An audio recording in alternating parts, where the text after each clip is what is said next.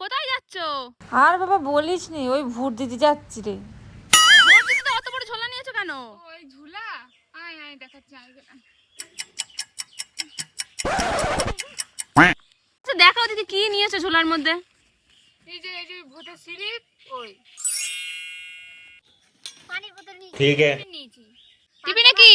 পান্তা ভাত নিয়েছি, মাছ কেটে নিয়েছি। আসতে হবে, মাথা তো ঠান্ডা রাখতে হবে না। ঠিক কথা, সারাদিন লাইনে দাঁড়িয়ে তো খিদে পাবে। সোয়াট নিয়েছি একটা, মানে পেটে বসতে হবে একটু। আমার মাথায় ব্যথা তো, মাঝে মাঝে শুতিও হয়, শুয়ে পড়বো, লাইনে এতক্ষণ দাঁড়াতে পারবো না, তাই জন্য চটটা নিয়েছি। এই কি বাবা, ছুরি নিয়েছেন কেন? ছুরি নিয়েছেন কি মারধর করবেন নাকি? না না না না না, দেখাচ্ছি তো, দেখাচ্ছি, এই দেখ, বেরোচ্ছেও না, এই দেখ। কি সবজি নিয়েছেন? আরে ওখানে অনেকক্ষণ বসে থাকতে হবে তো, বউ রান্না করবে দুপুরি, কাজ না করবে তো ভাত দেবে না, তাই ভাবলাম কেটে কুটে আবার দিয়ে পাঠাবেন ছেলে পিলে দিয়ে। বলেন কি? ও রান্না সে বান্না হ্যাঁ করবেন। ঠিকই তো। আর কি আর কি আর কিছু নেই? আর কিছু নেই, তবে শুনছি কি বলো? রুটি কলাও তো নিতে হবে সব তরফ থেকে।